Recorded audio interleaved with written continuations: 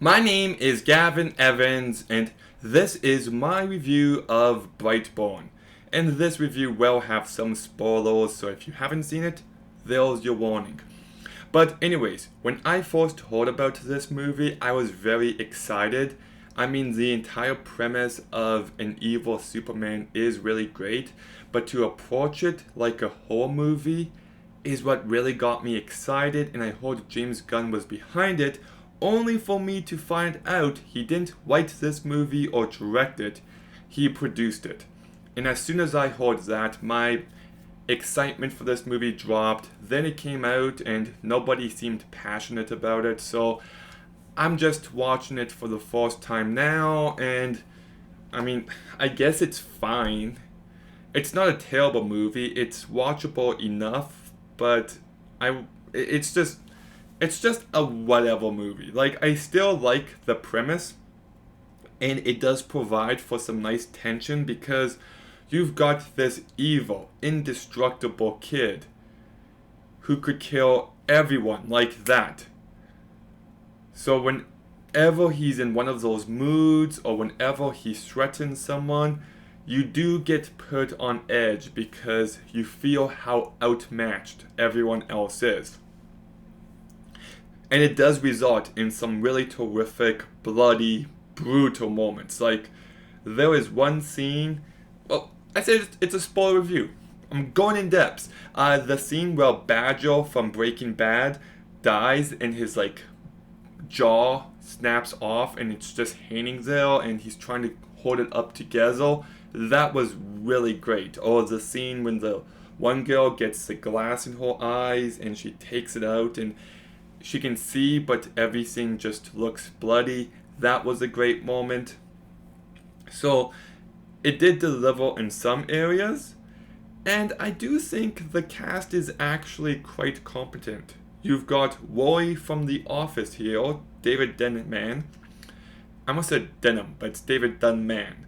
He's very good in this movie, though. I actually thought he carried it very well. I thought he brought weight when he needed to, and yeah, ultimately I was left impressed by him.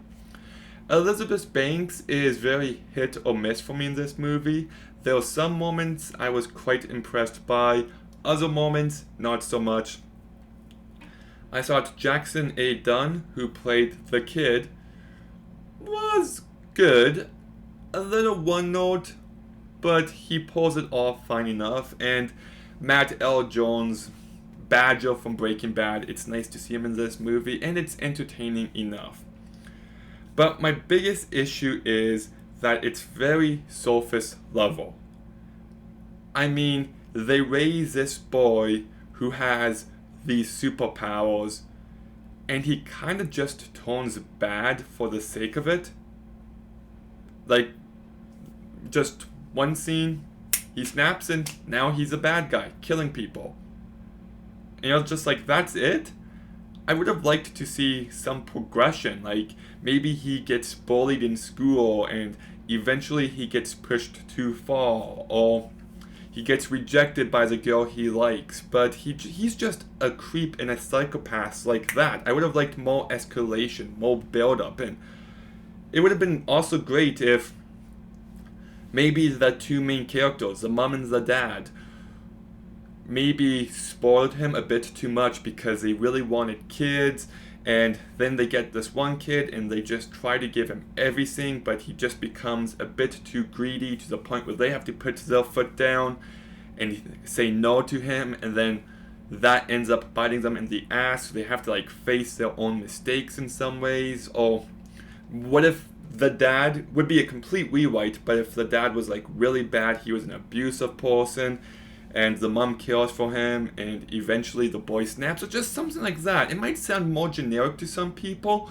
but there would be some sort of escalation to it. There would be some level of depth and nuance. There would be some thematic elements. But this movie just has none of that. It's very flat, it's very surface level. If you just want this boy who has superpowers to kill people, then you get exactly that and nothing else. And I also don't like the ending, because he kills his entire family, and that's just it. Like, that's the end. The mom and dad are dead, and now the movie ends because why not? Like, where is the conclusion?